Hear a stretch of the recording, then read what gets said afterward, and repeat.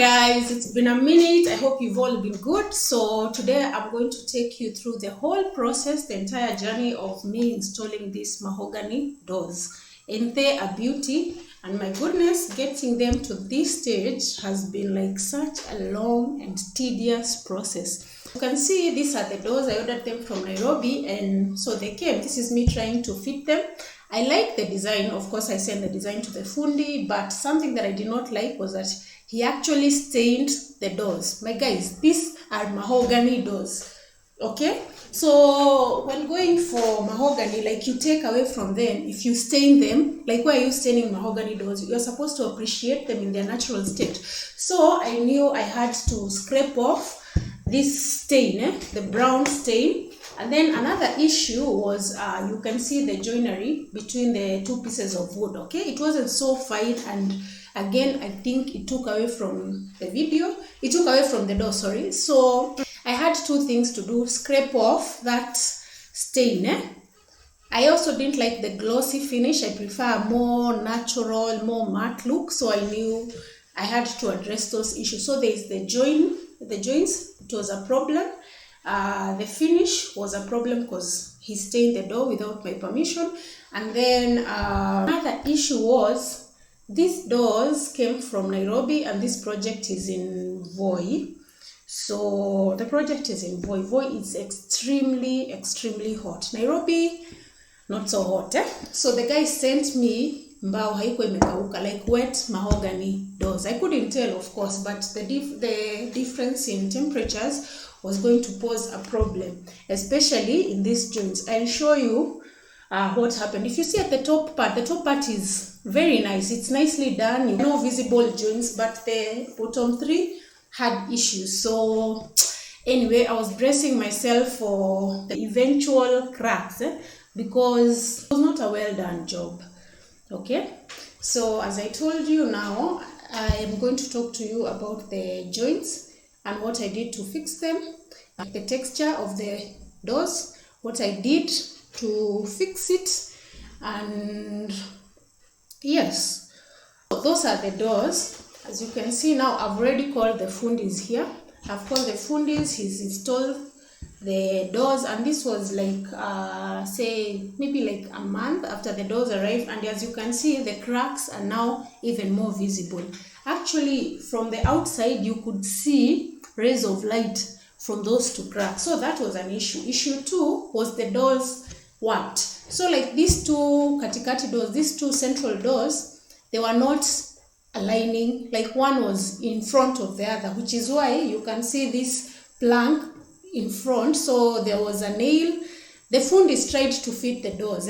He has not like really fixed, he's just fitting them, and he noticed there was that problem. So he was like, okay, before we do other measures, let's try to, so he locked the doors vizuri, tied a string to keep the doors intact, and now this wooden plank on top, and then the stone, and we left it for like a week to see if the doors will adjust and be straight. Unfortunately, that wasn't the case. Like it was a serious problem. Another issue was the doors arrived zikiwa longer than the height of the opening, because I'd given 2.1 meters height. I didn't do the vents because the vents ziko huko juu. The vents are on the top part of the A-frame, but 2.1 is the standard height. But so I had two options: either cut the door from the bottom, from this bottom part, or maybe reduce the floor. Again, this floor that I done, you can see it's a very simple floor screeding. So I knew after this, I'd used it because I wanted to. I'd put it because I wanted to use the house for some time, but I knew I was going to undo it immediately after this. So I was like, you know what, just scrape off the floor, fit the door. But lo and behold, I have like, my issues were so many. Something to learn: always do what first. Do between installing the door and the floor, put the doors first and then the floor later. So as you can see, the cracks, the joints have started giving way. You can see now from outside or from inside, you could see the other side. So I had to fix this problem, and what I did is I took the doors down, took them somewhere else to a workshop. The guy had to fit in planks of wood, chips of wood inside these two openings, these two gaps, fit chips of wood and then sand it.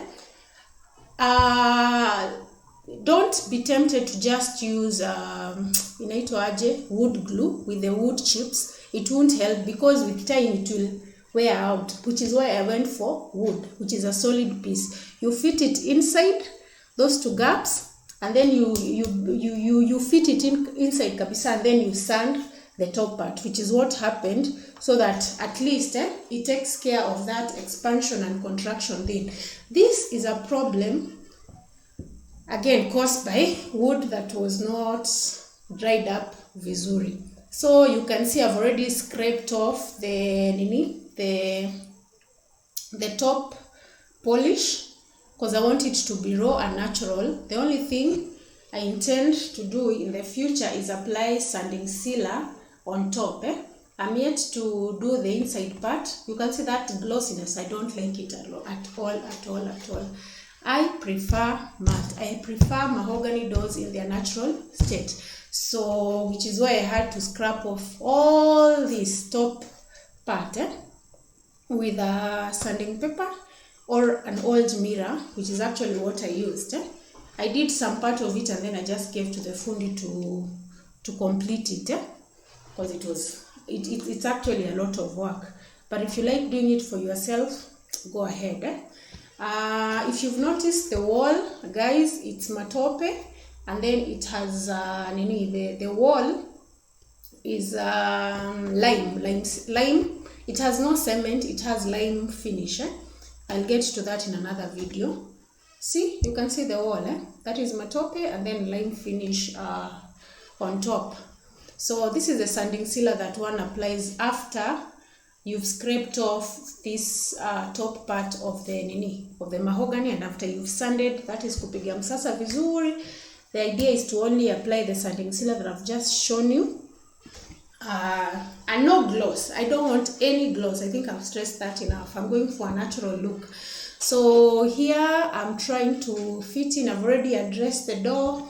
Okay, so guys, I need to tell you how I fixed the problem of the doors not aligning. So I took these doors, took to the fundi, and then he had to pour water on a daily basis, water on the wood, and then he would pile them one on top of the other, and then clamp them together so that they go straight, so that they are aligned, and then leave them for like a week or two. In fact, it took 3 weeks for all the 4 parts of the door to be straight and to be aligned. So guys, I cannot stress this enough. When you're buying mahogany doors, go for a supplier who will guarantee you that the wood is dry.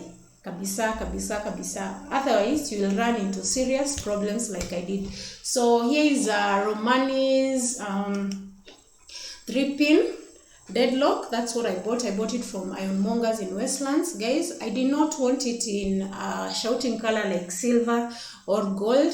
Again, I wanted a huge contrast between the natural color of the mahogany doors with the black. So guys, I wanted black everything. I wanted a black pull handles. I wanted black hinges. You should look at the hinges. My hinges are black. The cylinder you can see is black. Unfortunately, this didn't come in black, but okay, this is not so visible from the outside. As you can see now, I've already done the installation. You can see the 3 pins.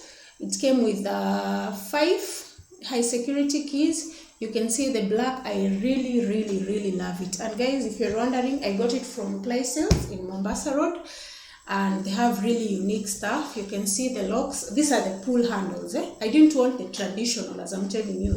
I'm going for a natural look. I didn't want the traditional like lock and key. So there you have it, guys. You can see the wood after I've scraped off the top part, the glossy part and the stain, so it's in its natural state. I'm yet to do the sanding sealer. And again guys, if you're doing the natural way, there is also a way you can apply oil on top. It will help you. Some bit of oil, I can't really remember the name. Yes,